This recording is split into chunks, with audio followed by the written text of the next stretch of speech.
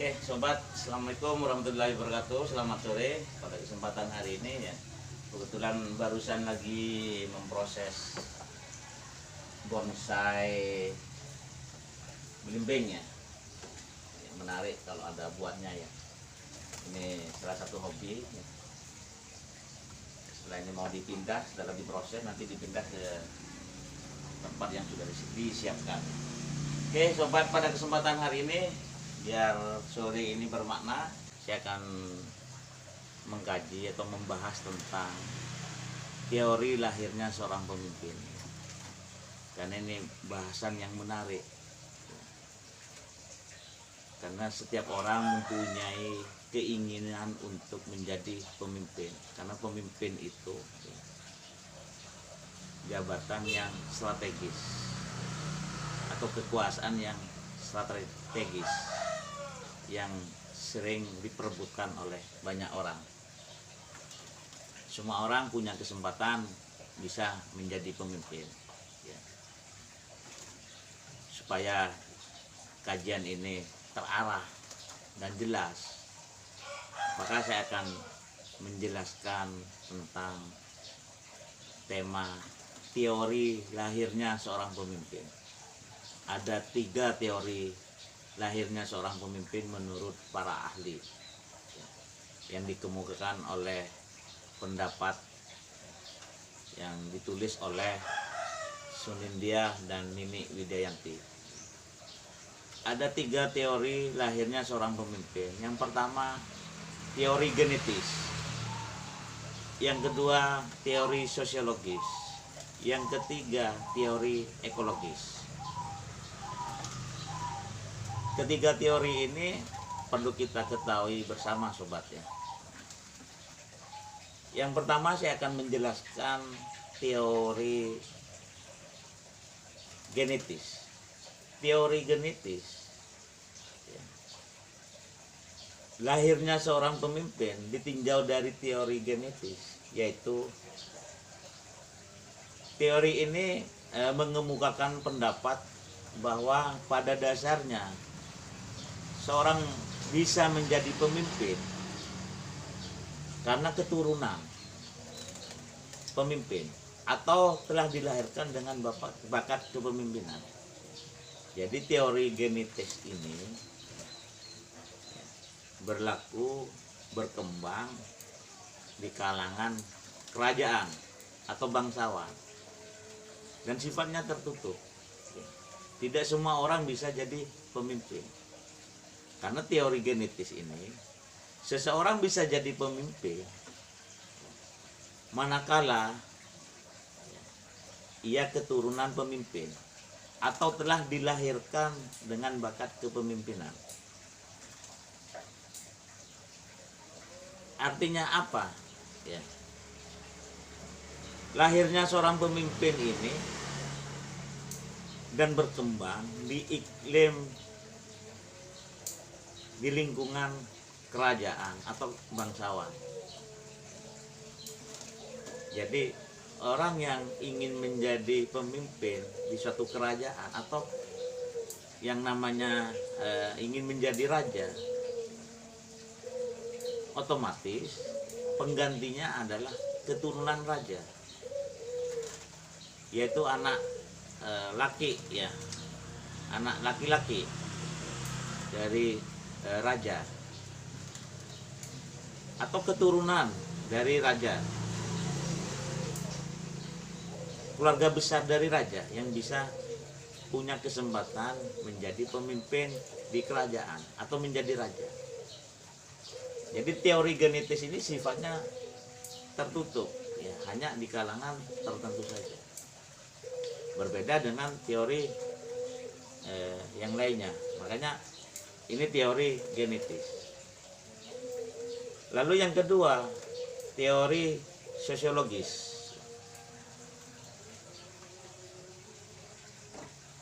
Teori sosial. Dalam konteks teori sosial ini sifatnya lebih terbuka ketimbang teori yang sebelumnya. Teori genetis yang tadi saya kemukakan lebih tertutup. Kalau teori sosial ini, setiap orang masih bisa dan punya kesempatan untuk jadi pemimpin. Yang penting dalam teori sosial ini ya, setiap orang bisa menjadi pemimpin apabila diberikan pengetahuan, diberikan pendidikan, diberikan pengalaman yang cukup tentang kepemimpinan. Jadi kalau seseorang diberi pengalaman tentang kepemimpinan, baik atau pendidikan tentang kepemimpinan, baik seseorang itu mengetahui tentang teori kepemimpinan atau kajian kepemimpinan dari referensi buku, atau dia punya pengalaman di organisasi. Ketika seseorang itu dibekali oleh pengalaman ya, dalam memimpin, punya track record, bisa menggerakkan, bisa mengarahkan orang lain, dia punya pendidikan yang cukup mumpuni, dia punya pengetahuan tentang kepemimpinan, baik diperoleh dari kajian referensi buku ya, atau belajar.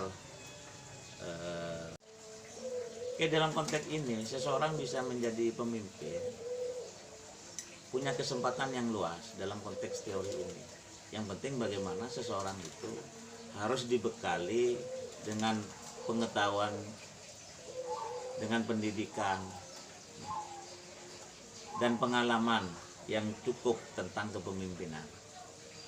Baik dia mendapatkan bekal belajar, melatih ya, di dalam organisasi, terjun langsung di dalam kegiatan, di dalam masyarakat, di dalam suatu organisasi atau di lembaga,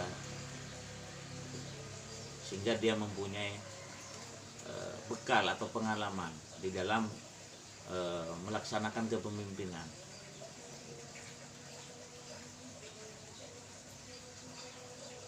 Dan mempunyai ilmu tentang kepemimpinan baik melalui referensi buku atau referensi lainnya, untuk bisa sebagai bekal untuk menjadi seorang pemimpin. Karena seorang pemimpin itu harus mempunyai kemampuan lebih ketimbang yang lainnya atau ketimbang pengikut. Maka dalam konteks lahirnya seorang pemimpin, dalam konteks teori sosial ini, semua orang punya kesempatan ya, untuk bisa tampil menjadi seorang pemimpin. Orang yang punya bakat tersebut yang sudah saya jelaskan, baik harus mempunyai pendidikan, punya pengalaman ya. Bakat tersebut harus dikembangkan. Bagaimana seseorang dengan modal bakat tersebut, pengalaman tersebut, pendidikan tersebut, untuk bisa tampil menjadi seorang pemimpin. Nah, ini faktor kesempatan ya. Ketika ada kesempatan, ada proses pencalonan menjadi seorang pemimpin ya. Jadi seseorang itu harus tampil, muncul untuk berkompetisi, untuk bersaing ya, untuk bersaing mendapatkan menjadi pemimpin. Jadi faktor sosial ini terbuka sifatnya. Jadi semua orang punya kesempatan untuk menjadi pemimpin. Karena di era zaman yang sekarang ini sudah demokratisasi, semua orang punya kesempatan untuk bisa tampil menjadi pemimpin sesuai dengan aturan main, sesuai dengan peraturan yang ada ya, dan memenuhi syarat, ikut fit and proper test, baru seseorang itu bisa berkompetisi ya, menjadi seorang pemimpin. Dalam arti seseorang itu bisa saja menjadi seorang pemimpin Ini teori yang kedua. Teori yang ketiga, teori ekologis. Ya. Teori ekologis itu seseorang akan menjadi pemimpin yang baik apabila pada waktu lahir memiliki bakat kepemimpinan atau dirinya keturunan pemimpin, dan bakat bawaan tersebut dikembangkan melalui pendidikan, pengetahuan, dan memiliki pengalaman. Jadi teori ekologis ini yang dimaksud teori ekologis ini, pendapat ahli ini. Jadi seseorang itu bisa menjadi pemimpin karena dia sudah punya bakat yang sudah dilahirkan, punya bakat kepemimpinan karena keturunannya, ya, karena ada gen, ada trah keturunan pemimpin. Tinggal bagaimana seseorang itu tinggal mengembangkan potensi. Seseorang yang punya bakat yang dimaksud tadi, ya, karena dia keturunan seorang pemimpin, lalu diterpa dengan pendidikan, bekal pendidikan, diterpa dengan bekal pengalaman, ya, atau pengetahuan yang dimiliki, maka seseorang itu punya peluang, ya, saya katakan punya peluang untuk menjadi pemimpin karena ditopang ada trah gen, ya. Seseorang lahir karena ada gen keturunan dari pemimpin. Dari kajian teori ini, ya, teori lahirnya seorang pemimpin, semua kajian ini bagus, ya, tapi sesuai dengan konteks dan keberadaannya. Jadi itu yang kajian hari ini yang saya kemukakan. Semoga kajian ini menambah referensi pengetahuan kita, ya. Referensi pengetahuan kita atau bermanfaat bagi kita. Terima kasih sudah menonton video ini. Jangan lupa like, share, dan subscribe. Wassalamualaikum warahmatullahi wabarakatuh.